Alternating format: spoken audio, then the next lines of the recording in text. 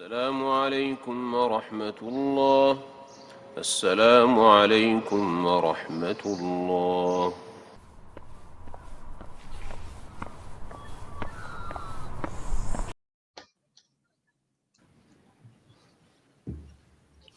Assalamu alaikum. Welcome to the Masjid Carpark podcast, episode 28.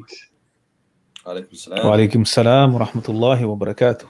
Oh, it's been a long time since I've said this. Before we begin, please like, subscribe, and press the bell icon, and do leave a comment. Mate, And it's been a long... sincere, and we need to start with apologies to everybody that do listen regularly. That we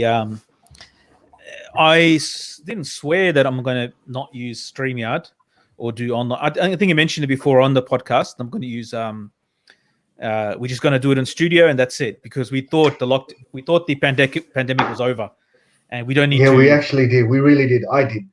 Yeah. I thought we're through it. We're safe now. It really did feel like that, but We got to some sort of normalcy, and then somebody had to move furniture.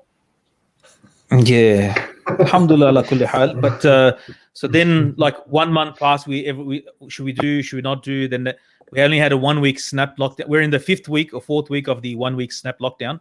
Has it already been 4 weeks? Yeah, about 4 weeks. Yeah, Oh, so bro, we got Groundhog Day, man. we got another 3-4 weeks to go.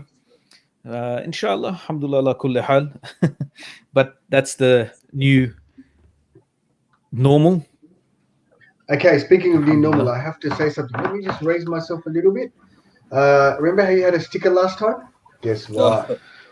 There's my sticker, jab done. Oh, that's right. You know, So you're fully done, right? I'm fully microchipped and trackable. Have you checked? A friend of mine wanted me to check. Do you know how strange I look sitting, waiting for my 15 minutes?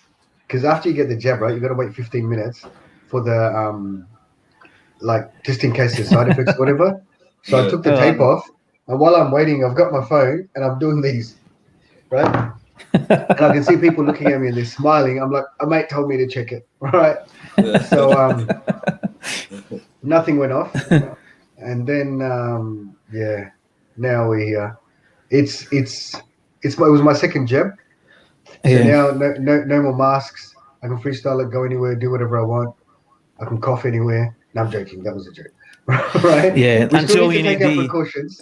The third jab. Ask you to do the third jab. Yeah, Yeah, the like Israel. booster shot, like in Israel. Yeah, exactly. So, how's Yeah, I got mine. Sorry, I got mine booked in for next. What is it? Pfizer? Wednesday, I think. Pfizer? Yeah, second jab. Yeah, Pfizer one. Don't plan anything for the day. Oh, really? Why is that? Mate, I've got my joints are hurting right now. I was going to cancel. I wasn't going to turn up tonight, but then I was That's just gotta old push it. age. I got relax, bro. 27. Right? I got to take one for the team, right? So but this morning after me and my coworker, we both got the jab. So after that, we ended up in Dandenong, then Moorabbin. Driving home, like I was just in like Zen mode. So instead of taking the Tulla Freeway, I realized I'm going the wrong way when I was at the top of Westgate Bridge. Oh, I was like, oh, this is not the way home. can't do a U-turn there. No, Williamstown exit. Yeah. Like every minute was paid. And then I had to drive back to the city again. So One of our mutual friends, he got his second jab, and he said didn't feel anything. Really? He goes, doesn't feel nothing. He goes, no, not even a pain, nothing. Is like absolutely nothing. Mashallah. Yeah, that was me first jab. First jab, I think I slept a little bit. Yeah, couple of days I was a little bit sleepy, but this one I can feel it in my joints. Yeah, I had a man flu for a couple of days, and other than that, it was just, Yeah, this is not a man flu. This is real suffering. Yeah. You just want. What'd you call it? What'd you say? You want to be man served. flu? Man flu is like one of those work. where What is it? He's been politically. No, it's a way you can tease men without sounding sexist or something like that. That okay. sounds pretty sexist. Because the whole point of man flu is that men fake it. They exaggerate it. Yeah. Yeah, reverse sexism. Yeah, Right? I was gonna say it sounds sexist. Like, it's like it's flu for men. It's not a specifically. Oh no, we've got a specifically engineered flu now for men. COVID. No, came it's out just of an the lab. expression. It's just an expression that men complain too much when they get sick. Yeah. It's not real. It's not real, but they just complain. Unlike I women. do. But anyway. Okay, I have to be honest. I Yeah. complain. Yeah. I'm a sook when I'm sick. But Yeah, mum brings you some paya, some soup, some. nah, man, Yes, we're in mashallah, lockdown. man. We're in lockdown, bro. Is that what your mom? Did you tell your mom you're having the second job? How's Noon going? The baby. Mashallah. Noon, yeah, alhamdulillah, it's going good. It's just He's starting to look more like a baby now. The alien features are gone. All the alien features. Oh man, if I never showed His you the head- pictures when he first came out. It was different. Like me and my wife were both a bit worried because we didn't expect That him to look like that, you know. yeah, But then, like 5 minutes later, he was human. Yeah. Alhamdulillah, yeah. And then from there, it's just like every day, it's like a constant reassurance to make sure he's breathing, he's okay, he's waking He's up. breathing, right? What have you been doing with this kid? I do that Keeping him sometimes. alive. Sometimes I just like lean there and I just. Alhamdulillah. Are you serious? Yeah, I mean, that is a level of stress. You're being given a whole human being. He's a baby. He's a human being. Yeah. Keep him alive. Good luck. Bro, kids are so resilient, mashallah. Look at the way kids are growing up all over the world. Kids are very resilient. It's just the first baby. Yeah. No, After you have like this, after the second and third. I know I'm a psycho for thinking that way, but it's just I can't help it. Like it's not. Yeah. I tried to help you with. Remember when? It's a person. Yeah. Remember the first time you met Yusuf and I was going to pass him to you? Bro, that wasn't funny. Mama, do you know what he did? What? He introduced me to Yusuf, and mind you, I'm just about to get a baby as well. Yeah, but like he's fucking me a footy, you know. I was like, Lata, What are catch. you doing? You know? And he just, obviously, he didn't. He did the Michael Jackson on the balcony. Yeah, pretty much. Oh, I did not. He hasn't been on the balcony yet. Oh, that's actually a good idea. I'm gonna take him on the balcony tomorrow, not to do the Michael Jackson, No. just to look at the world. How great's the weather been in Melbourne? Oh, mashallah, the last 2 days have been amazing. The weather? Yeah, man. Yeah. Have you been It out? was really Have nice. you been out? Yeah. Or are you still are you hermiting in your house due to the lockdown? No. I went and mowed the lawn today, and I walked bare feet in the yard. Just to feel, because I've been enjoying the long, tall grass. Like my excuse for not mowing the lawn, I like to enjoy the breeze, the wind blowing in the, the grass. Like I like grass. How long was your grass? Yeah, I know, it's terrible. It was my excuse of not mowing the lawn. Just like I don't know what type of grass the previous owner they had planted, but it's like really nice, luscious green. Is it beautiful grass? Yeah. It's just so nice. You feel it's a shame to cut it. Yeah. Right, Every time. come on, man. It's a shame to cut it. No. I walked bare feet today, but I was worried maybe there's snakes in there, or because we're near a creek. I'm near a creek here and stuff. So, but alhamdulillah. But it was such a nice. I had the doors all open, and it was windy as well. It was warm and windy. I think today was like the proper first day of spring. No, yesterday was the first day of spring, but yeah. Or whatever. Like you can feel the difference like on the dot. Mashallah. Yeah, mashallah. Yeah, these Western countries, they got they're punctual and. Well, even the weather's punctual because it's planned. Is that what you do? in my country, in the old country, spring comes in summer. In winter. Speaking of spring, what are you wearing? In Africa, it's always late. Speaking. Okay, excuse me, ladies. Oh, thank you very much. I rest my case. Remember how you were doing my head in about what are you doing before we started the podcast? I was doing what just happened to Lata to ensure that it wouldn't happen to me. Thank you very much. I'm quite proud of that. I'm quite proud of that. Apologies. It's in Africa, the spring is always late. Yeah, I mentioned that because Lata was late. You're late for this recording. That's why I'm mentioning it. I'm just letting you know that we waited for you. We're patiently waiting for you. Lata, you got to do the "I'm so sorry" face. Let's see it. Yeah. That's not an that's not. He's not amused. That's not enough. Bro, speaking of spring, what are you wearing? I asked you that before. It looks very thin. This is Egyptian What you cotton. wear when you're home alone. When you're in prison, you're in prison. You wear stripes. But this is a jalabia from Egypt. When I went to Egypt, I went to a place called Kirdasa and went shopping there and bought this. And it's very light and airy, and you have to wear something under it. It's see-through. Yeah. I was about to say, what are you wearing under that? No, it's a t-shirt. You know? Do you want to stand up and do a twirl for us? No. You don't want it. Yeah. No. But yeah. No. Yeah, we So I have to bought get- this well, jalabia. It's really nice jalabia. It's It is nice, Charlotte. fancy from. It looks. It's the Egyptian jalabia looks very like it's got African traits, like the patterns. Well, it's Africa, though. Yeah, obviously, but you know, There you go. there's always synonymous with like you know, Arabs. Oh, is that what you did? I prefer Arabs, the but, picture. like, yeah. just the Yeah. pattern, very. I don't know. It's got that the 10 Commandments sort of vibes, you know. Yeah, it does too. Can you say "Let my people go"? You're home alone. Can you say it really loudly? Just sing it. Let my people go. Yeah. Do it just once. Let my people. No, you got to sing Dan it. Andrews, let my people go. Oh, that was a good one. Come on, man. They're just everyone's look. It's the way I look at it. It's an unknown. We can complain. We can do whatever we want, but every state leader or every premier is trying to handle it in their way. That's what it is. What are you going to do about that? Right? It's unfortunately different, and we won't agree with everyone. If you're in New South Wales, you're not going to agree with Gladys. If you're here, you're not going to agree with Dan.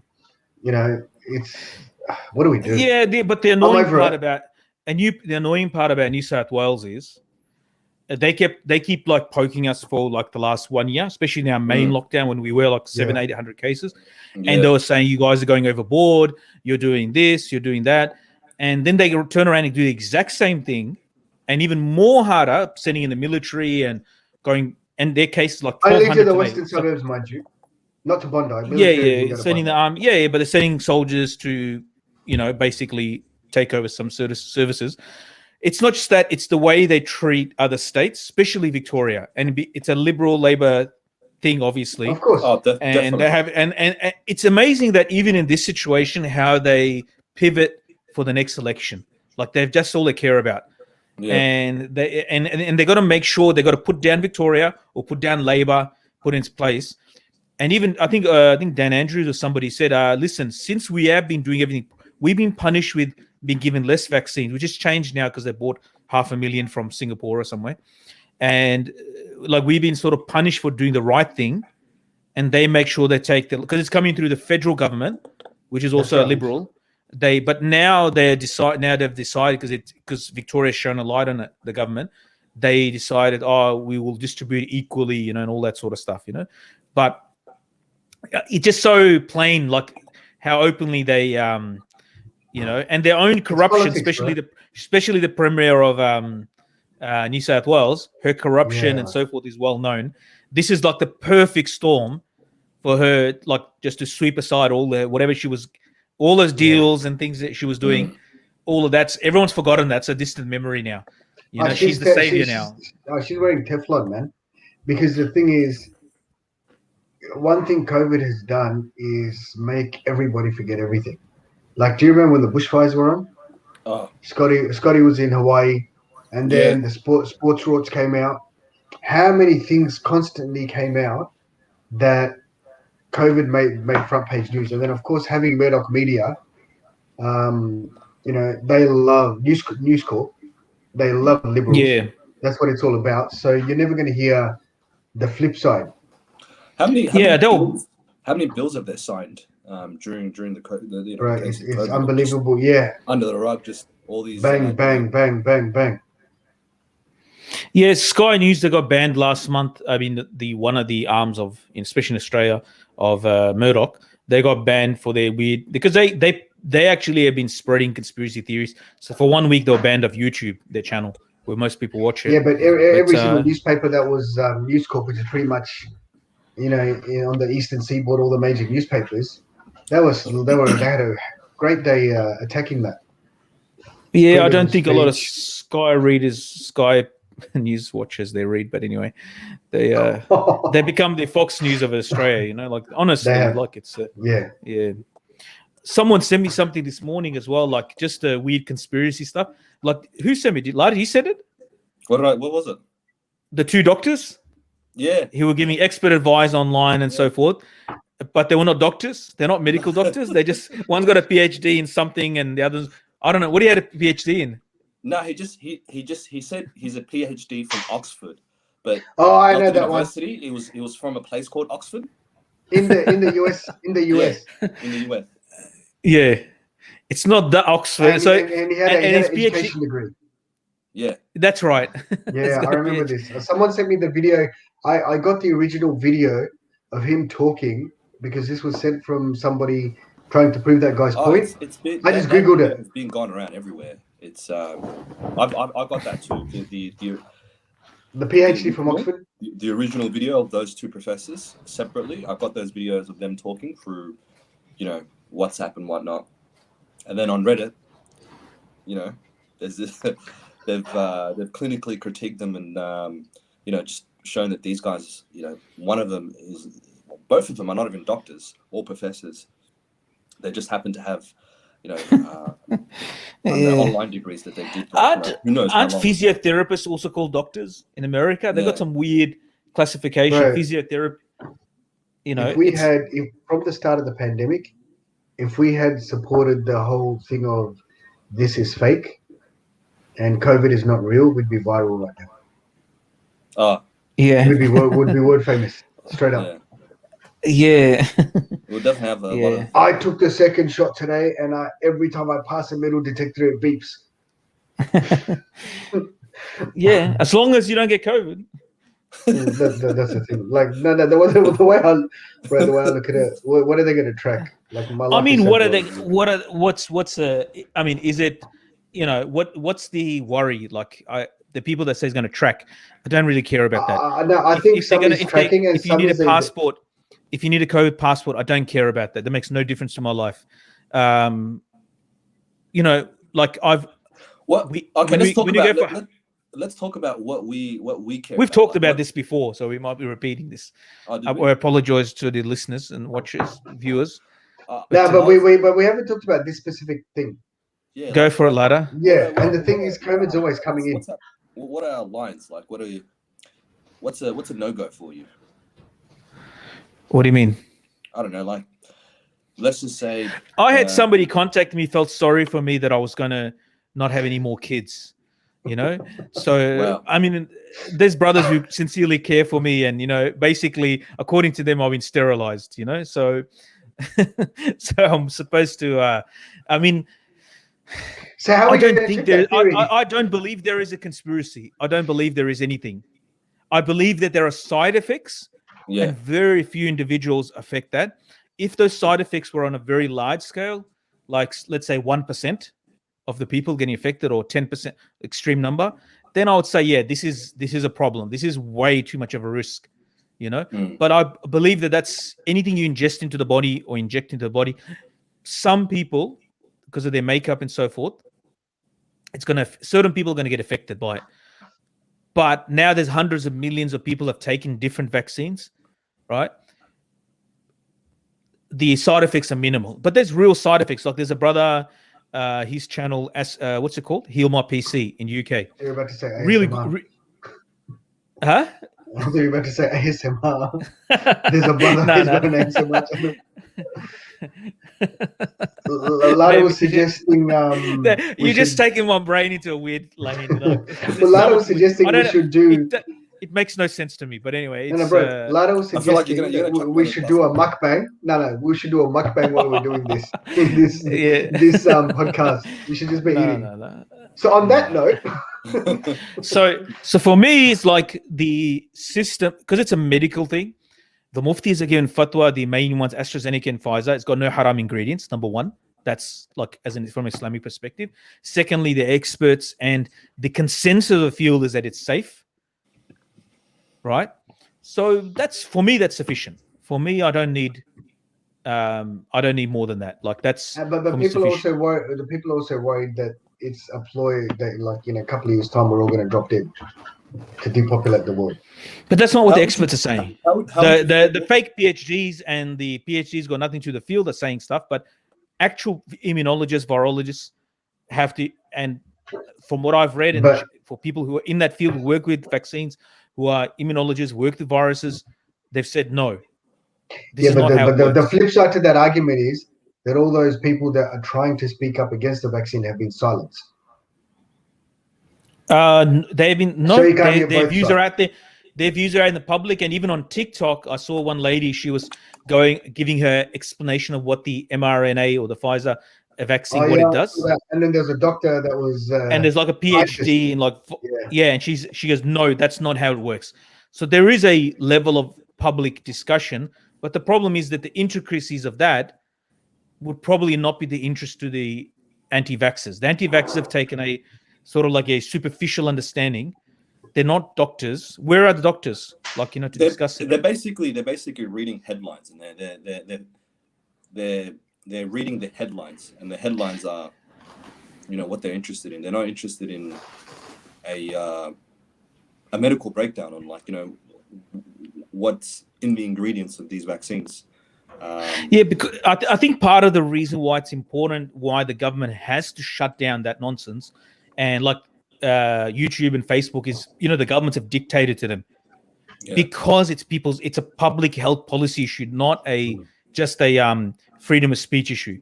If you speak in public forum, and because of we've seen how people can elect a president into a country who's a nutcase, like the last few years, or they vote another president who's, geriatric. apparently he's got that's dementia. Don't you think that's a slippery slope, though? Yeah, it's a tricky thing. I tend to be on Lata's side for this one. It's tricky because most people are not that smart, and most people don't understand the intricacies of medicine, right? Or viruses. But who is the government to say, well, you're not allowed to listen to this? You can only the government has a whole department that handles health policy. They got thousands of people that work on that. Hospitals, we have public hospitals, and above that sits a whole structure of national health in Australia, Medicare, so forth. We're not the United States. That's an apparatus of the government. That's right. So this is where you get fascism coming. Yeah. So what if you get a government that's full, full on, Marxist, fascist sort of views, and they have these sort of ideals, and then Allahu Alam, and they kind of take over and say, you're not allowed to listen to this, and you're not allowed to listen to that because it won't happen. Your health, we're protecting. No, you can't say it won't happen, because it happened. How many examples of the past where it's happened? Where people were saying it would not happen, it wasn't expected to happen. It comes in the name of freedom and more. The way society is and what people consider the norm now, it won't happen. It won't happen. Like, that's not a worry regarding this. But you're saying what people consider the norm. 2 years ago, no one would have considered what we're doing right now would ever be a norm. That you'd walk out your house with a mask on, that you'd be told you're not allowed to leave your house.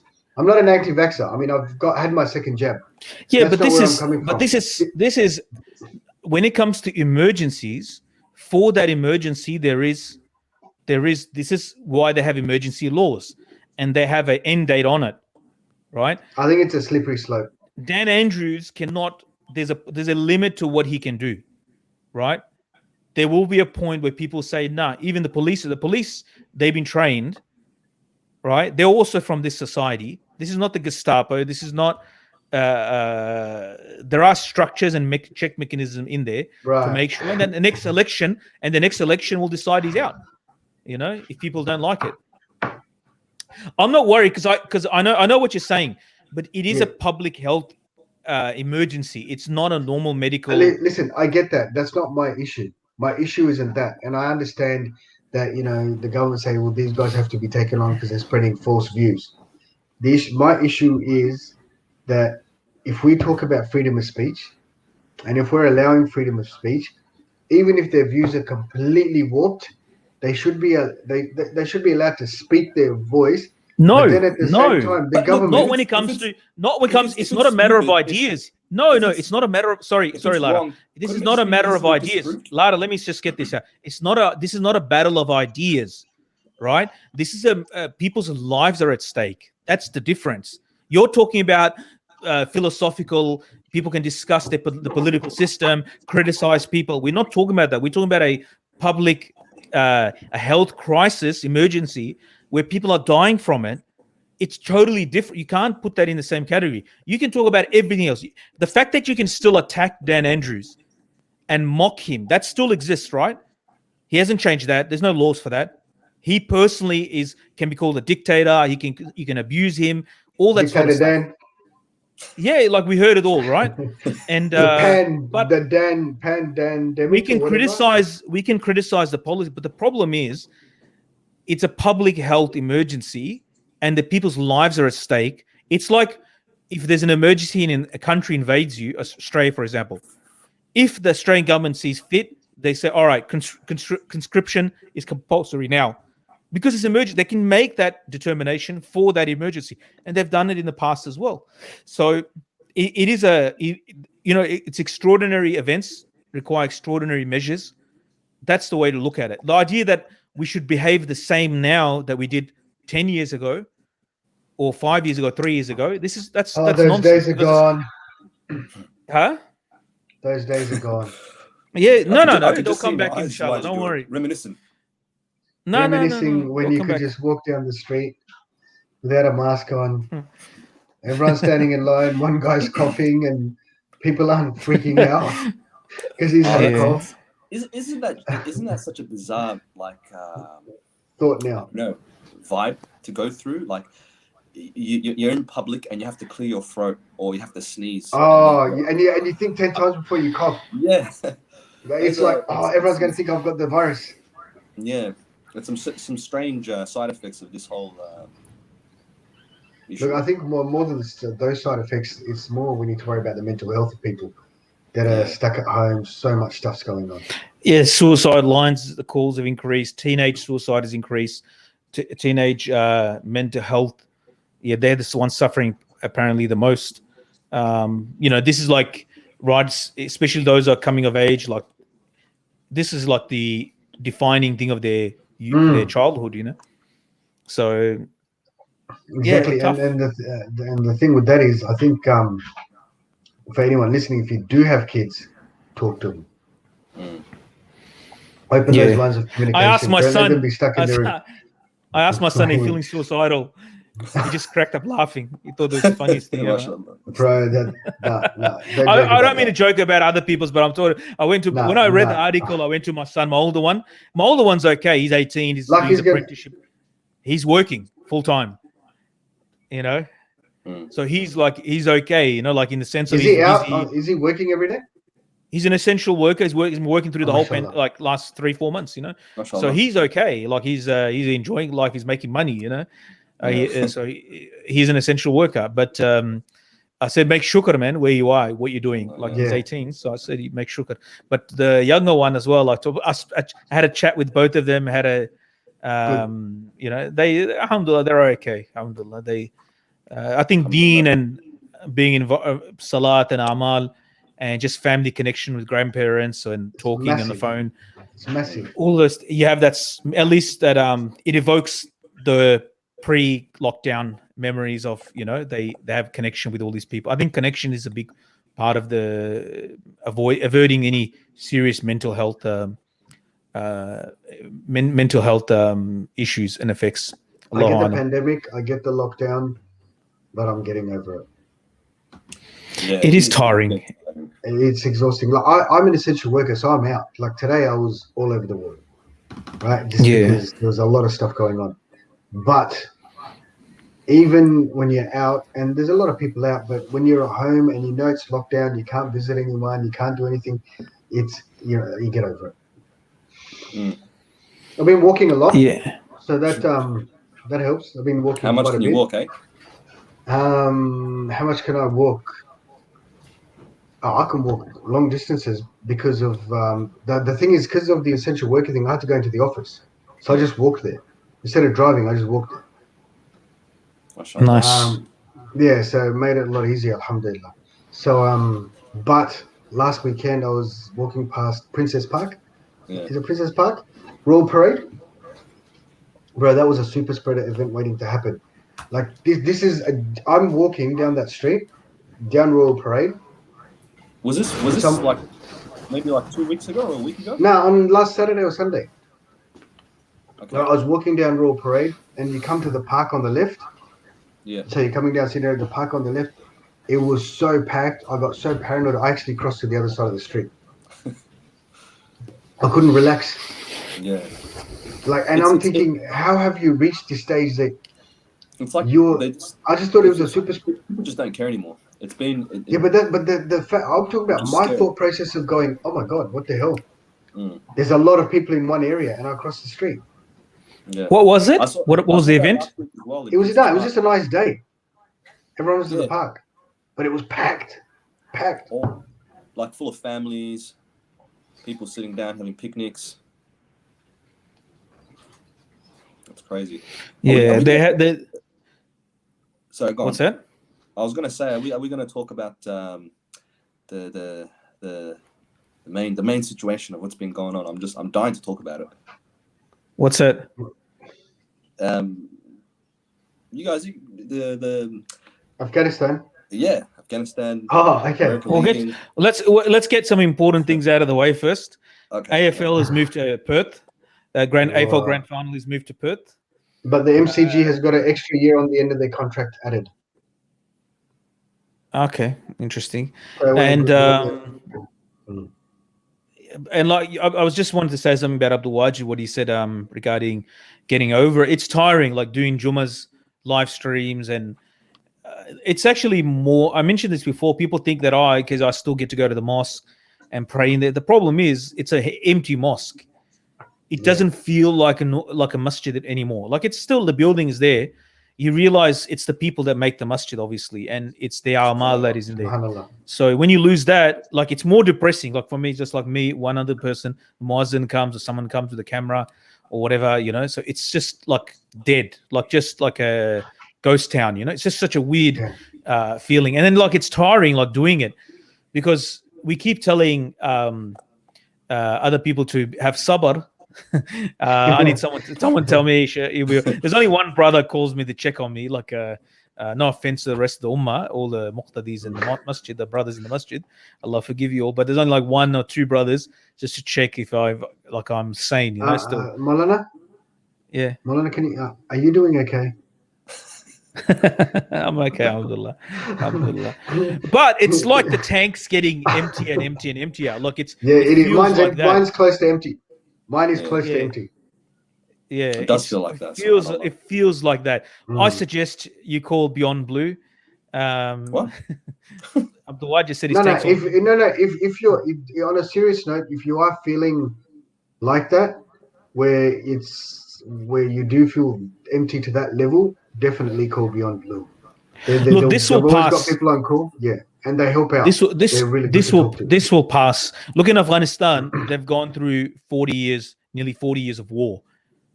They never thought it will end. Yeah. 43 years of war. They never thought that that's going to end. First the Russians, then the Americans. And hundreds of thousands, millions of people have died. Wars. It's not like they're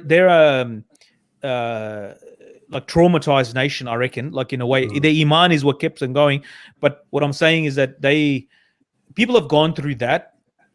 Yeah. What we have is like nothing. Like I always compare, if they look at us, and from the videos, it doesn't look like there's COVID over there. I asked one of my Afghani friends, Alim, I said to him, like, what's the COVID? He goes, I think we've got herd immunity already. So I think it's gone through the whole population. And their average population is, the average age in Afghanistan is 18 or something. Really? That's it. Yeah, it's one of the youngest populations in the world. So, they're probably, because they're just more younger, it's probably not much of an issue compared to like Western countries where it's an older population. 18. Yeah, I think it's even less than that, maybe. Yeah. Most of the European countries, Australia, I think they're like. My fingers are itching to Google that. I can see your eyes looking. Yeah. I was looking at my screen going, "Oh, do I do it now?" No, better. Where did I hear it? It was on the radio because it's been on, the news and everything so much. But Yeah, you're saying the biggest news. Yeah, definitely on international level, the biggest news this last fortnight has been what's happened in Afghanistan, and I mentioned in my Jummah khutbah. 18.4 years. There you go. That's the average There you age. What's the Australian average? Just search the Google Australian average age. I think their population is 35 million as well, so it's more than Australia. Apparently, I heard somewhere China's got the oldest population. It probably would. That's why they're allowed now two-child. They've got a two-child policy now. Just Curious- replace curious to know what Afghanistan with Australia. Yeah, I was going to say, I'm curious to see what Australia's average age is. I feel like would be at least 37 years. 37. 37. Double the age, yeah, more than double. 37 years. More than double Wow. the age. That's crazy. That is absolutely crazy. And Afghans life expectancy is 64 years. Okay. Like Yeah, I mean, average it's life because I expectancy think because of war, that would have had a in huge Australia 83.4 years. impact. So that's and Afghanistan is a very old culture. It's been around for a lot longer than modern Australia, so to speak. So you'd think their average age would be a lot higher. But it just goes to show how much wars probably ravaged that country. Yeah, and a large having more babies compared to Australia. That's probably the biggest factor. Marrying young, and having more kids. That's I think war will have an effect, but I think more so most Muslim countries they have more kids, bigger family units. So that's probably the replacement age for a population is 2.1. To replenish a population is 2. There's a formula apparently. 2.1 with that. 2.1. 2.1 is to replace, like for every couple, another 2 need to replace it, but you need 2.1 to contingencies, people die, accidents, and all that sort of stuff. I mean, population replaced 2 is replaced by 2, but 2.1 is considered like the number. So, like a lot of the Muslim countries are like 4, You're 5, 2 6. kids in an arm, and someone has 2 kids in a leg.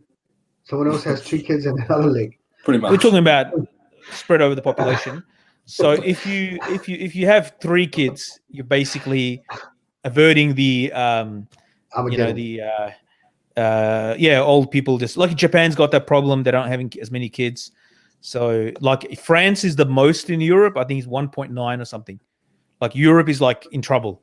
Italy, Greece, all these countries are in trouble because they're not replacing their population. That's why they need immigration. Australia is pretty close. Muslim migrants.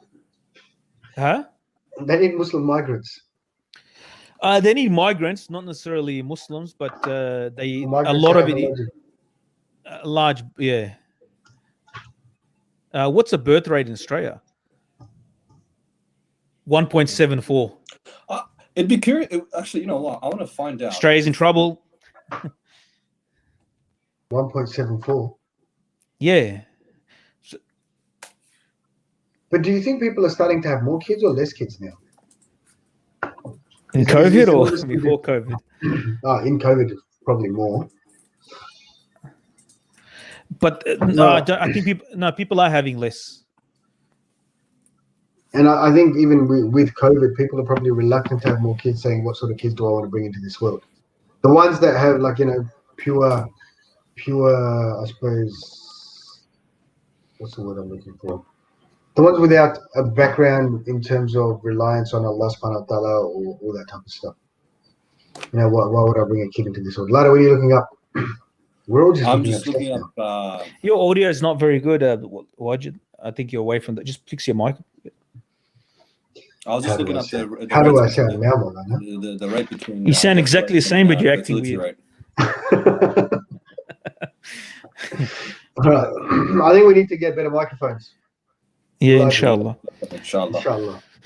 Especially if we're going to keep doing this, we definitely need it to make the podcast that extra. Yeah. But I think, will there be a point people give up their citizenship, right? What? To come to Australia. People give up their citizenship of their homelands. Right? We carry their passports. They give up their passports and they carry an Australian passport. Yep. Will there ever be a situation that people will start going from Australia, go like say to Pakistan or Afghanistan. Nah, bro, And say- Definitely. you reckon Yeah. people are going to give up their Australian Look at- passport? And say, what's look, going on right now. Look at what's going on right now. Everyone's split on this do whole you understand? COVID Do issue. you understand what I'm? Do you understand the dilemma there? Because if we come to Australia, we are quote unquote treated like as we all speak English now. All of us are raised here, or born here, and We're still treated like immigrants. we became citizens of Australia, but we still like, I'm a Pashtun from Pakistan. Abdul Wajid is a Hyderabadi from Hyderabad, Deccan, Indian. Lata is a Oromo from Ethiopia, right? You identify with those things, even though we are quote unquote Australians, right? With Australian passport, we vote, all that sort of thing. We have a Medicare card, etc., right? We're like every other Australians in that sense. Will there be a time that the reverse will happen? Number one, the reverse is that someone will turn up. Let's say someone turns up at the Afghan embassy, I'm seeking asylum. or Pakistan embassy, or whatever, like, and said, "I want to please make me. I want to," and he has to go through an application process, and then when they migrate, I'll give you a case. I don't know Ethiopian where you're going with Lata, this. Ethiopian Lata. The economic situation in Pakistan becomes so good. Well, I'm giving just examples of countries that I know of, that you seriously think for the future of Noon and my descendants and my family, the opportunities are much better there. Oh, I know guys that have left here and gone back to Somalia. Lara, you know them. We know people that have left Australia, born and bred, brought up in Australia, got married in Australia, had kids in Australia, and I went, the future of my children is better in Somalia. Somalia is a case in point, and they've migrated back to Somalia. Has he got Australian passport still? Yeah. Has he? Yeah. And is he getting Centrelink? Is he getting Centrelink in Somalia? No, he's not. He can't. Because you been gone. You can get it for a couple of years, 3-4 years. Yeah, you can. No, this one have got businesses established, well established. All right, everything is fine. But they all the ones that leave Australia, they all come back. All of them. It's too good here. But I'm just exploring a scenario. Nah, not all of them. Now, but I want. They'll eventually. Just watch. Give it time. They'll come back. Wait, but anyway, let's live. I'm exploring a hypothetical scenario where Lata sees this, like his parents saw. Or did your parents come as refugees to Australia, or they came? Okay, yeah, refugees. So, all right. Well, let's talk about economic migrants. A little bit different. Like someone actually sat down, got a certain level of education, did all the. Did the IELTS test and all that sort of stuff. Ticked all the boxes. I got this qualification. I got this. The brain drain. The vacuums, the West vacuums all the talent from the poorer countries, not just Muslim countries. Like India's like 800,000-900,000 Indians in Australia now, something like that. Is that right? Yeah. It's like I think that's one of the biggest groups after like UK, Ireland, Scotland, all those sort of like European countries. Like I think India's one of the top ones there. In the last census, not this census, the one previous before. But anyway, like let's say you looked at Pakistan, that was an option, a viable option. I can see as an example, but it'll be kind of weird on the other end, right? Because those countries are so ethnically, they identify with ethnicity so much.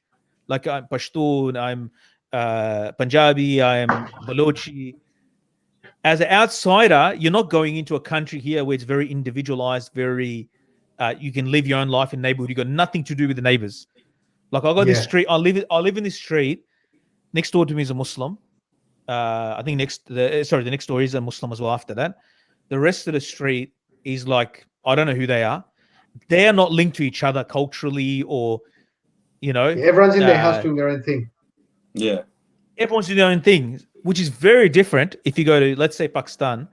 Generally, if you go there, unless you're like from the elite and you sort of own like mansions and next to it's all rich people living together, But even there, you see like families sort of grouped together. They buy land together, build mansions together, and sort of thing.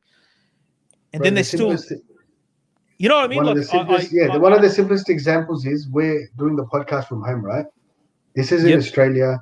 You're in a room by yourself. I'm in a room by myself. Lada's in a room by himself. Families are elsewhere, whatever.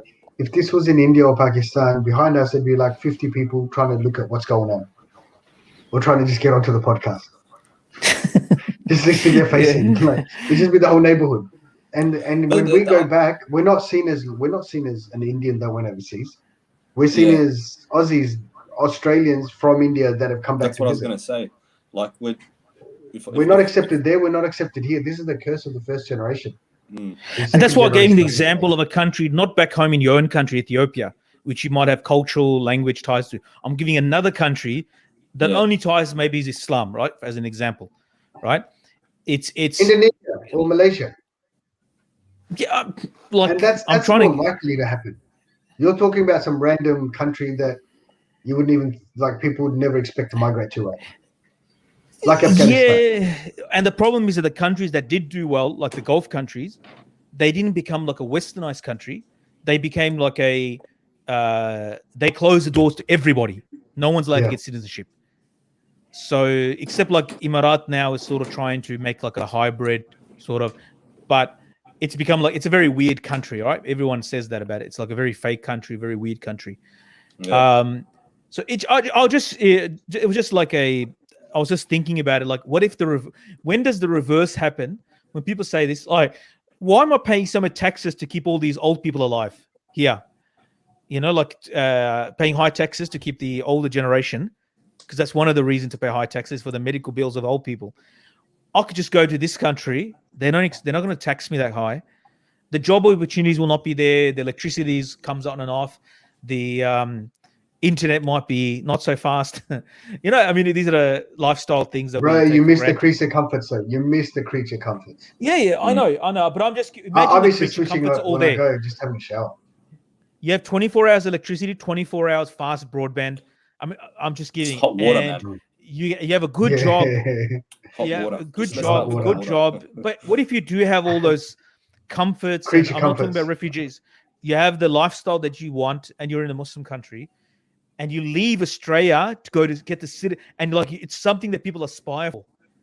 People are doing that with Malaysia and Indonesia. And is that like the first sort of moral? Yeah, I guess it is, because they give you like, and it's not just Muslims though, even non-Muslims. Correct. You get a better lifestyle. Malaysia, Indonesia, Thailand. How many retirees are in Thailand putting a strain on Bali's medical system, health system? Because they go there, they retire, but the health medical is, they go to the doctor, right? The public hospitals, and that's actually putting a strain on the public hospitals because locals should be. And but I'm talking about like in Malaysia, you can become a citizen. I'm not into that whole just. I shouldn't say like I'm astaghfirullah against hijrah, right? But it's just something. Obviously, if he comes to the point of unbearable and deen is not being allowed to practice, Allah subhanahu wa ta'ala tells us that his earth is vast. Go and somewhere else, right? Many more or less. So it's Malaysia is a good example but you have to buy a property there. You would have to bring in. You'll have to buy a house, not to live there, but to buy a house. You have to. They got these plans, right? $500,000 in some states. 500,000 ringgits, which is like 133,000 or something. And I think it's like $1 is 3 ringgits. I can't remember now. Yeah, exactly. But would you want to leave Australia for good though? Can you imagine yourself wanting to leave Australia for good? I can't. But like our parents did that. They left their homes for Australia. Yeah, they did that to give us but that's because they would do it somewhere where they became there are the people of that, like your Abdul Wajid example. Your parents left with you from India. My parents left from Pakistan to Australia, right? Well, better economic message. Well, no, we came from Pakistan at the time, so we came from Pakistan to Australia. So, and we're like people. We look like the people there. We got family there, tribe there. Yeah, we've been there for hundreds of years or whatever. Yeah, that's pretty full on. Yeah. So our parents, they left something they loved, the food, to come and eat boiled vegetables, whatever they were eating at the time. They couldn't find they couldn't find a supermarket food. I try to go on one of these diets, like I've been used to like curry or subcontinent food or Pakistani food, and I went on one of these diets. They have the ready meals for you. It's just like, how can you eat boiled cauliflower? Like, how do people live? Try to put chili sauce on. What I'm saying is that our parents, they left so much more. That's just a simple thing. Food and everything. The reverse color, richness and color. The cultural richness and color. it's a bit racist, but No, but it's true. It's not being racist. It's true, though. they found bland white Australians, freckled Right, Australians. that's Is not that what you're I trying to say? mean. But I'm talking about the extended family lifestyle, like the whole. There is no other word but color that I can use. Not So just let's say Lata goes. Pakistan's economic situation is so good, right? Lata At goes to some point in the Pakistan. future, and Lata is like seriously thinking, this is just it's better for me and Noon and for my family, my descendants. Noon, Noon, Qaf, I don't know what your other kids' names are going to be. Taha, Yasin, whatever. So all those kids, Oh, that's a nice name. I like that. so all of those kids, then you think, oh, is that something that we can do, or is it that becomes unbearable here? Then that's the only time we go, or is it just it's so, you know what I mean? Like, does it mean that in Australia will always be like if a war is here, you'll leave it? Yeah. You know, If at war least was our here, parents, if would you if leave there's Australia war here, in if Australia? there's Would you war leave- here, your would life you of your fight? family is a risk. It Your depends. kids are Depends. at risk. It depends who we're fighting. It depends on what the war is, right? It's if it's between lefties and rights, like you guys fight it out, right? It's not my battle. Yeah, civil you know? war. I'm out of it. I'm going Bush. Yeah, Bush, civil war, whatever. Yeah. Which Bush of the war, grubs fine. gonna eat? No, bro. Pack, Which pack of your the bags grub? and go. Pulao. Anyway, then like you might decide, like your parents decided, like the Somalians that came to Australia, there was a war zone there. It's very hard, and they Yeah. became refugees. The reverse could also happen. Like we shouldn't assume that it can't happen. And then what do you do? Like what happens to us? As an example, you end up in Pakistan with an Aussie accent, right? And there's an Aussie diaspora in, I don't know, Islamabad, and you get together, like the Afghans will have their rugs, And yeah, meat the pies. Christians have their rugs, and they'll have dry fruits, and they'll have their historical, or Pakistanis will have their dish from their village, Yeah. or like next But door I had that's- but that's what- yeah. Sudanese brother. They invited me for this adisa. I think I told you before. Yeah. This food with this Acquired like taste. acquired taste sort of chili thing that was put on it, right? And they've got a special container from back home. Like we'll be eating meat pies in Islamabad. Like, is that what's going to happen? Like Barbecue. we'll remember. But that's what the We'll have it Australian like a migrant- diaspora. We'll have it. Sorry, I'm talking too much, but I really want to explore No, this. it's not too much. We'll have a diaspora meat pie 4 and 20 day to remember. Once upon a time we used to have AFL Grand Final. It no longer exists. It was a sport. We'll tell our grandkids. Astaghfirullah. That's a little Anyway. double tonight for you, bud. No, we'll have a footy game. Huh? Yeah, look. Yeah, I we'll think- have a footy game in But it happens remembrance. now. It happens now in the Middle East or whatever. The Australians that migrate there. I mean, the West calls them expats, but they're migrants. Let's tell it like it is what it is. They're economic migrants as well, right? So they've migrated there, and that's what they do. But they The still Aussies got a get foot together. here. They are. Oh, they got plenty of houses footy. here. They got a foothold here. They're not permanent migrant. I'm talking about a permanent migrant. Yeah, their job is The to other go way. there, earn money, come back.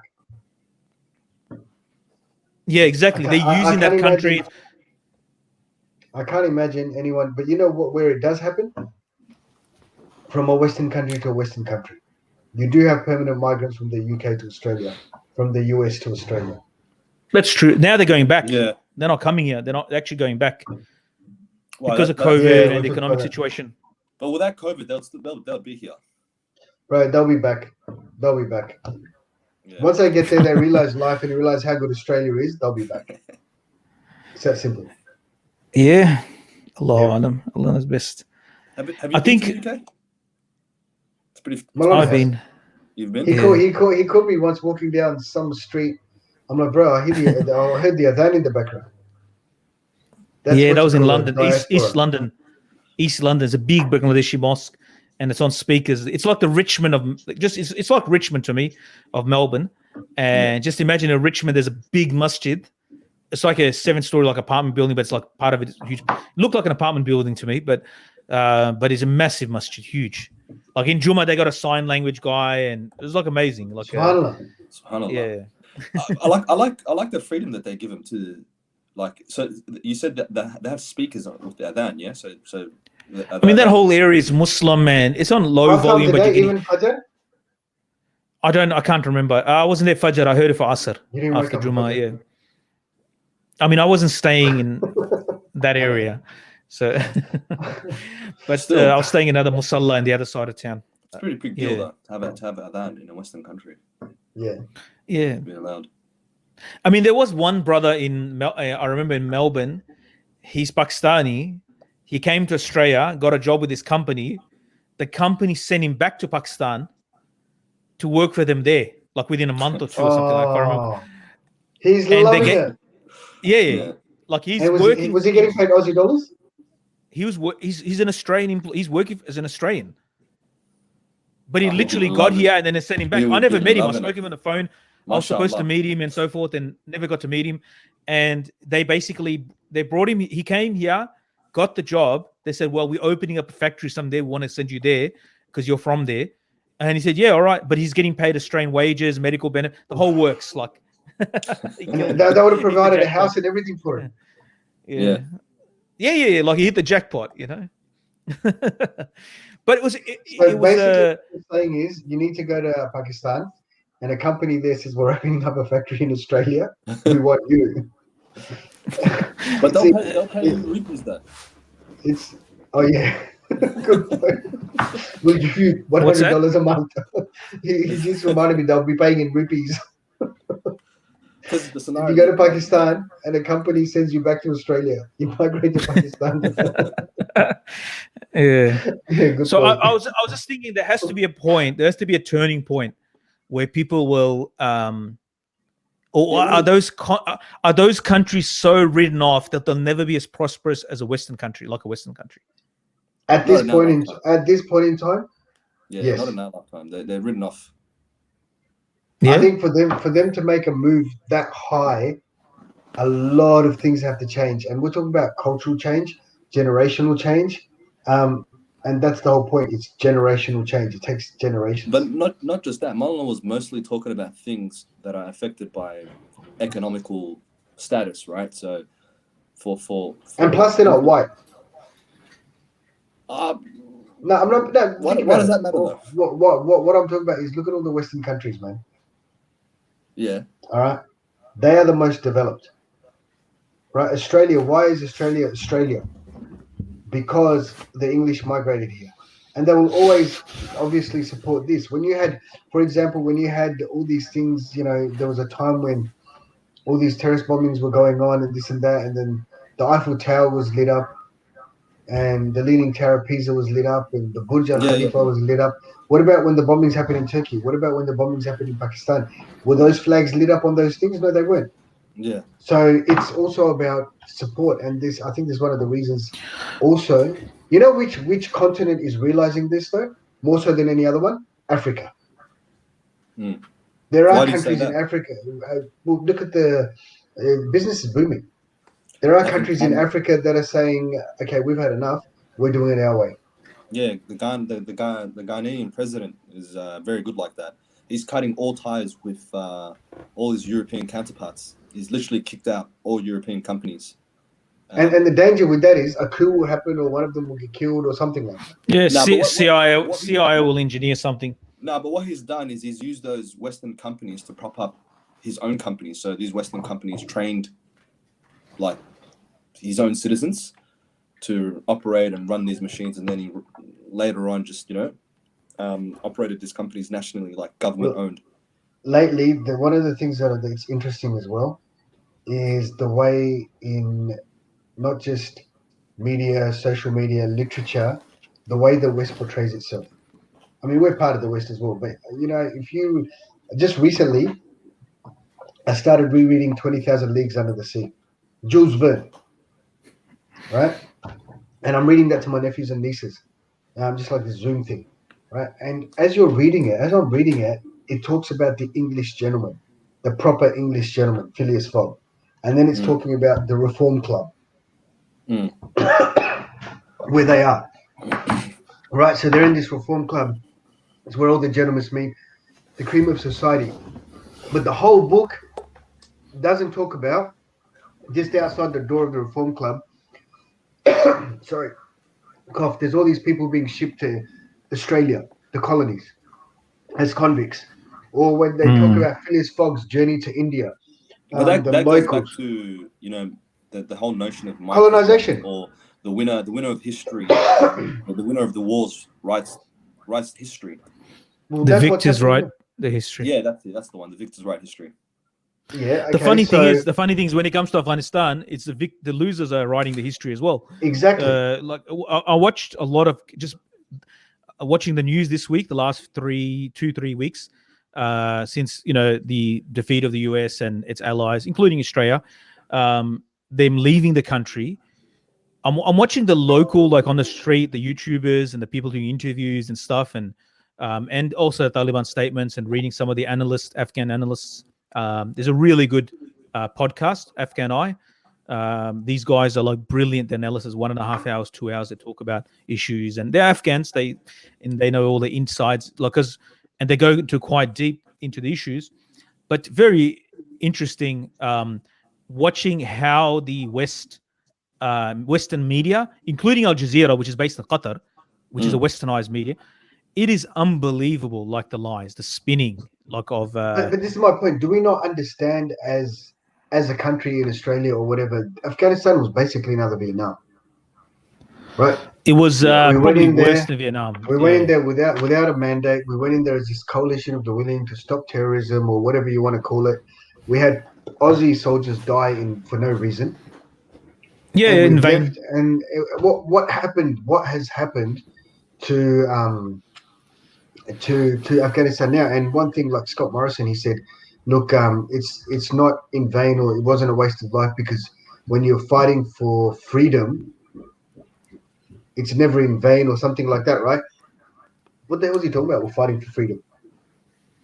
Whose freedom were we fighting for? Yeah, it's a vague thing. No, Australia's like I think it was Dr. Mahathir. I think he told Australia, don't act like America's deputy in the Asia or something like that. Like we're talking about 25 years ago, the Prime Minister of Malaysia. So him and Paul Keating used to go at it. I remember those days. They were fun days to watch. And it is, Australia had to align with one of its allies. They had no choice. The Prime Minister called the President called the Prime Minister and said, "We need your help, to create a coalition." That's right. We don't coalition need of the willing. That's what they called it. Part of it. And Australia got sucked in, unfortunately, it was an unjust war, and they went in and they with them anyways. The Anzac Treaty. Don't we have to with go? who? With America and New Zealand. No, Anzac is Australia, New Zealand. Article. ANZUS, Australia, New Zealand, and US, isn't it? Yes. Yeah. So don't we have to go? No, if that's for their defense, this is different. I thought there's a high level of cooperation. There's a high level of cooperation and alignment in the Anglosphere, the Five Eyes and all that nonsense. So of course these are the remnants of empire, and they still, they keep they're not going to let go of the steering wheel. They don't want to let go. But here in Afghanistan, the good signs, inshallah, it's a good signs. Firstly, is there wasn't bloodshed when Kabul was taken over. Minimal bloodshed, let's put it that way. Even throughout the whole country, wasn't it? No, there were skirmishes. There's still some things going on. Obviously, you're talking about a very large country, forces of 100,000 or 50 to 100,000. Every single person, what he does. Australia had like a very small contingent, and the number of war crimes that's come out is, unbelievable. Like, and it's on camera and stuff. They're killing people without weapons, and it's brutal. So, it's are those innocent farmers that were killed by them? Are they going to get compensation like the people in Australia get if you kill somebody? Obviously not, because their life is probably not that important. Again, back to what you're saying about the whitewashing and the how history is written by the victors and so forth. So, but in this case, I don't think history is not written by the victors now. History is written by the people that have got the most money. Yeah, and the media and so forth. But it's not working because of social media, whether you go Twitter, whether it be Facebook, well, not Facebook, but Twitter, especially YouTube. It's like you're trying to stop a tsunami of everybody's on social media, TikTok. It's weird how TikTok messages have become like a source of information. I thought it was like dance videos and stuff like that, just like because people forward like TikTok videos of some profound thing. I got off TikTok because it was just taking hours. No, I'm not on TikTok, but people forward the videos to you. Mm. I'm not on TikTok. I'm just clarify that, just so you know. Are you doing But those what TikTok dances? But what I was saying was Mufti Taqi Usmani message, and these are the things, the positives. Like we can look forward, hopefully, for the country that inshallah they have peace, they have prosperity, Inshallah. and the hearts become united, and they rule in a way that's according to Deen, right? And in That a way they're inclusive. united, and they use hikmah, right? And they become a standard and example because they have a lot to be proud of what they've just achieved. They, even American soldiers are saying they beat us. Australian soldiers are saying they beat us. Yeah. Because we can't beat them. And they were non-stop. This is like you can quote. But this is because you know what they were fighting for. Like I think I read an article. They were saying we were fighting for our homeland. We're not going anywhere. You guys are here to fight and go back. Yeah. So you've got the watches, but we've got the time, as they said. Yeah. So in Khulas, it was a victory for the Taliban or Afghanis. Hopefully that victory translates into Deen being prosperity. And I don't talk to Afghanis in Australia, family, friends. I avoid the whole topic with them, discussion with them. I don't talk about it in public. Don't talk. The reason is he says while we're recording a podcast.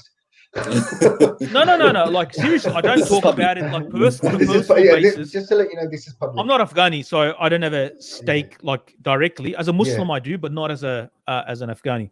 But Afghanis, because there's so many factions and groups among them, they've been fighting so much that each group has killed somebody of the other group, right? Within Afghanis, like even in they have a lot. They're very politicized community, and understandably, and back home they're connected.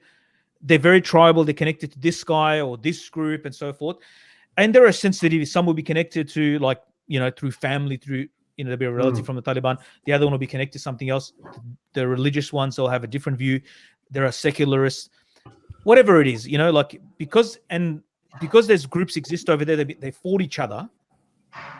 And they still are. It's not finished. It's like almost finished, it's not finished. There's a lot of pain there, right? If your brother killed or your wife or child got killed by one group, even though there's an amnesty, even though peace is made, the pain of that loss, how are you gonna take care of that? So it's understandable that like people will be so therefore I don't invest in it locally here in the community and so forth.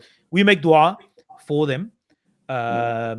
We make dua for them as that country and all Muslim countries and all Muslim communities as minorities or think that they become successful models, thing. And Mufti Taqi Saab said that he congratulated their victory.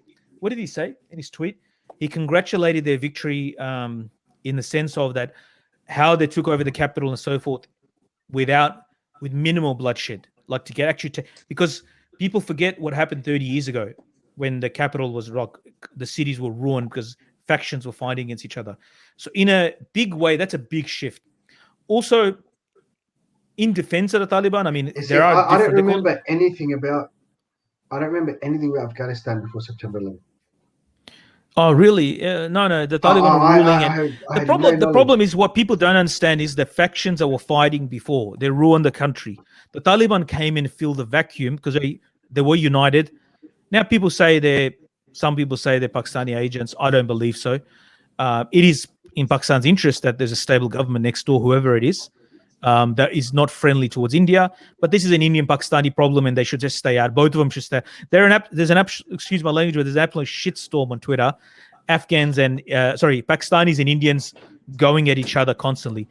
I think both should just stay out of the whole, as a states, they should stay out. Most of Afghanistan's problem is foreigners coming in, even if it's Pakistan, even if it's India coming in. I think they both should stay out of and let the people decide for themselves. Isn't that what Imran Khan said? Yeah. I think he said that as well. We're stepping back. I think they've stepped back a while back because I think part of the problem was Pakistan interfering and so forth, India interfering. I think that is one component of it, and that's out. That's one thing. I think they're capable enough. They don't need Pakistan's help to hold them. They have more Islam at a political level now and at a national level than Pakistan itself, which is Islamic Republic. So maybe they can set a better example for the neighboring Muslim countries on a quote unquote, I don't like this word, but modern, stable, inclusive government. Non-monarchist government that actually follows Deen. Like Pakistan is a weird example. Pakistani, if any Pakistani listens, they'll get upset with me. One alim, Pashtun alim, Mona Bijligar Rahmullah, he used to say, my father quoted him telling me, he said, they want to bring Islam in the age of the rocket on a donkey. Like really slow. But anyway, that's so hopefully they like even the governor of Kabul that they have now, I think the new governor, I was just reading on these Twitter accounts and so forth. He speaks 12 languages, 12. But 12 languages. That's the new governor, the Taliban governor of Kabul. So they have intelligent people, and they're going to utilize the Mufti Taqi Sahib advised them not to make an exclusive government, but inclusive government, including the old guard, the various factions, groups, tribal elders, and so forth. Like you really need to get everybody on the same page, and let them also participate in the new government at different levels. That's one thing, because your economic system, like the economics, like actual isn't most of Afghanistan's gold reserves in the US? I think they're in New York. And they've been put on hold. Reserve Bank, 10 billion or something. I think that's in the US. But like, of course, they're probably not going to give it. Of course not. Let's see how it turns out, because it seems, this is what I wanted to say. The Taliban version 2.0, I mean, in terms of some people saying they have not changed the same, others saying no, they've changed. But I think it's not possible they haven't changed. Part of the reason is Mullah Brother, who's the main negotiator and the sort of second in charge. I looked at the ages of some of these people. When they were ruling the first time, some of them were like, he was a governor and he was in his 20s, mid-20s. Like he's 53 now. When the war started, he was 33. He was already a governor for 5-6 years for 2 provinces. He was 27. And before that, he taught 5 or 6 years in madrasa. And then before that, he participated in the Soviet war, against the Soviet jihad. So he was a teenager when he participated. The guy's lived like 4 or 5 lifetimes already, right? Fun. And he's the senior, right? He's a senior of that community or those people group. So I think they've Abdul Salam Zaif, I really like him, the Mullah Abdul Salam Zaif. He was the foreign minister, the ambassador to Pakistan. Some of these governors they have now, they spend like 13 years, their governors have spent 13 years in Guantanamo, 10 years, 8 years. It's so weird, like what they've gone through, and Allah's given them izzah. It's such a weird thing to observe, actually, just watching the history from afar. But at the end of it all, Mufti Taqi Sahib said, you need to create an economic system based on principles of Islam. You need to create a solid education system that produces like solid Muslims to come out of it, because he's ready to offer my services to you. A legal framework, constitution. Obviously, Islam is supreme, but also deals with the modern needs of Muslims. And if they do that successfully, it will be the first role model for Muslim countries. Actually, a proper role model, complete. An economic, educational, social, like an order based on the principle of Islam in the modern world. There are attempts made. They've got a long way to go groups. There. Got a very long way to go. You'll be surprised how quickly things they've had 40 years of, and I hated when watching the I think it was Sky News. Sky News is the worst. They're reporting. What did they say when they operated a helicopter? He goes, look at these. I think they used the word savages. Like to call a whole group of people that like there's nobody's there to use a sophisticated piece of machinery when they just beat you in. I mean, look at the arrogance, like they're expressing 20 years of, you just lost Australia didn't really, it was a very small partner in it, but that NATO coalition, they just lost the war to these quote unquote savages, according to them. So it's not talked up as a loss. Yeah, they will keep. But maybe it needs to be so we can learn from the lessons of history. Yeah, that you don't go invading. There's other ways to do things. Yeah, but anyway, Allah help them and hope they prosper and set an example of Deen and in dunya, and hopefully the wounds of that community locally here as well. In Australia, there's a lot of hurt people, people who've lost family. I know people like you came from. They've like people come, Lata, I don't have to explain to you, in your family and probably people that are refugees, they carry a lot of pain and a lot of intergenerational trauma, you know. So I've seen people like that, like the way they are, and you can see that different countries, Arab countries and other countries, you can see the just from they've gone through hardship that maybe Allah, hopefully we never have to, but never have to experience. Our children. You know, but this is their reality of the way they look at life is very different to maybe like the people who never experienced loss on that level. But anyway, that's we can only make dua, and hopefully, if anybody, you know, I always ask the Afghan friends, brothers that I know in the community, I check with them, you know, just give salam and say to them that, look, I hope everything's doing well. Like, you know, your family, just check, is your family okay? You know, I don't know all the other Afghans in Afghanistan, but I say at least people I know to check with them, and if they need help back home or anything like that. I've got a lot of refugees that have come over recently as well. Yeah, there was messages going around. There's kids they send kids as well. I don't understand how the kids can be just taken and sent here without their parents, and Allah knows best. The parents just put them on planes or whatever just to get them out of there. But would they just take him from there and just put him on a plane without the parents? No, but when you've got that many people, this wasn't like Qantas. Hey, let me check your what's it called, seat ticket, boarding pass. This was just chuck them into the back of a military plane. Let's get out of here. Yeah. So you saw there was footages of like babies being handed to soldiers. Yeah, I thought it was just handed now and then later we come around because they're going to get squashed. You know, like we'll come around in the queue. Sort of. No, this was. You know, like that's how I understood it. Like the idea that just take a baby from the outside of the world. Far out. I think that's how much they feared, and this is the thing. This is how much they feared the coming of the Taliban. Yeah, and the Taliban already said we're given a general amnesty and all that's, you know, so. Allah knows best, man. But I suppose the main thing is just make a little dua. Yeah, and they've had. I had someone ask me today, brother, with everything that's going on in the world, like talking about Afghanistan, with the pandemic, with climate change, right, global warming, is this the coming of Dajjal? Right? He goes to me, is this the coming of Dajjal? And everything that happens. Sorry, go for it. He goes, is this the coming of Dajjal? I go, bro, I don't know him personally. But what I do know is my day of judgment starts when I get in the grave.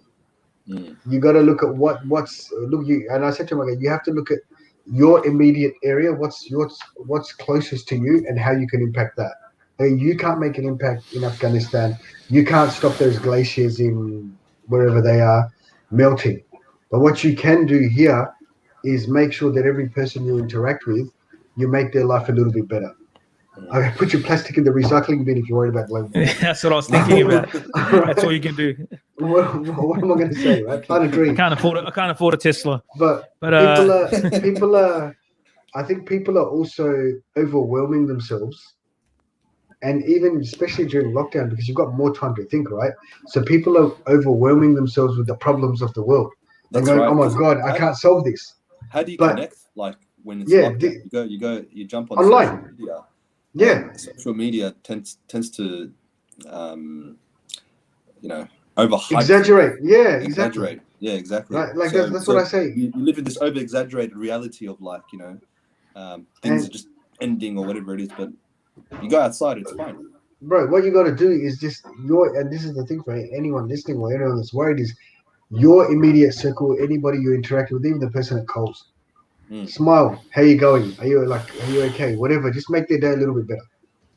You can't really smile anymore because you got to wear masks, but you can just say. No, I don't have to wear anymore. I've got my second jab. Here this side. You've got your badge. Yeah, no masks. I can cough on anyone I want. No, not really. You can still spread it. No, the Dajjal thing. I think people have to we've had much worse situations in history, and we had plagues, actual real plagues, like the bubonic Black Death type plague. I think people should read a description of what that is compared to COVID. Is pretty bad when people get in their lungs and so they can't breathe. Yeah, but the bubonic plague was like next level, like you basically guts come out, in the toilet. So those sort of things are we had seen the Tatar invasion of the Muslim lands.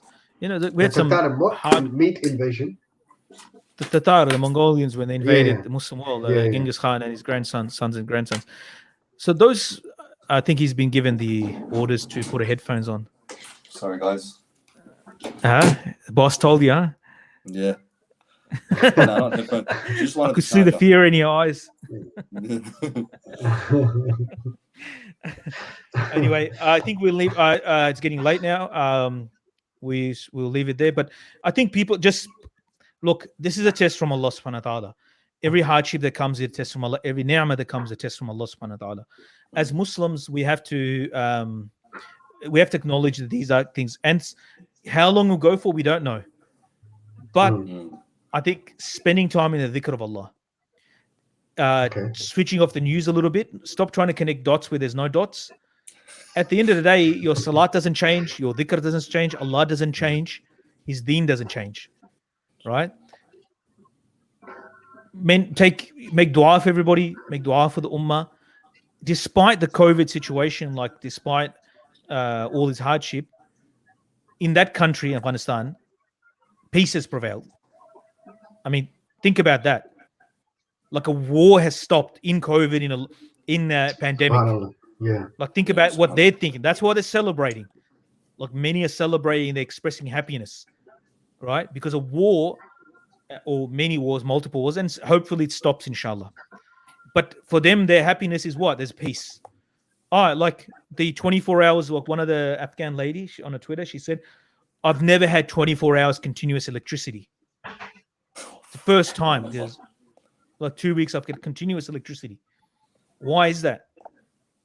All right. Yeah. So we have to think for them, this at the current day is like their best days. And inshallah will get better and better, inshallah. So I think we have to put things in perspective. Look at people that are in a worse situation than us and make shukr for what we have. Big things I'm not responsible for the big things. I'm responsible for myself, my amal, my shukr, my fear of Allah. I have to fix myself up. We feel linked to those Muslim lands because they are Muslim lands and Muslims. We're like one building, one body. If you see Muslims happy, we are also happy. If we see them in pain, whether it be individual or a group or a nation or country, then we also feel it as well. And that's a sign of iman. That's what iman. That's iman. Iman makes us feel that. Like that's a deeper connection of faith that we have with brothers and sisters all over the world. That this is like one of the great ulama in India, where rahimahullah passed away. He heard that they found gas or something in Bangladesh, right? It's a senior alim, known for his tawakkul and not involved in dunya. When the news was told to him, he celebrated, he was so happy. Because he knows that it's a very poor country, and then if they have gas, and it's like a resource, and it's the well-being of that country. So when we see Muslims doing well and they have peace and the comforts that maybe we take for granted, then alhamdulillah, alhamdulillah, we make shukr for that, and we make shukr for them. We express happiness on that. All right, guys, I finished my 3 khutbas. I apologize. My rants are starting. We finished. Hopefully we'll be doing a weekly one, and we'll have better mics. I do apologize for Abdul Wajid's mic, and Lata one's okay, but I apologize on behalf. And the video is good, but I do apologize for his not taking the podcast seriously enough. But inshallah, in the future, Says the guy that's wearing a see-through dress. Come on, give us a 12, mate. Give us a 12. No 12, mate. All right. Wrap it up, Wajid. All right. Thank you for listening. Please like, subscribe, and press the bell icon. And if you want to see Shaykh Khalid 12, leave it in the comment section. Assalamu alaikum. Assalamu alaikum.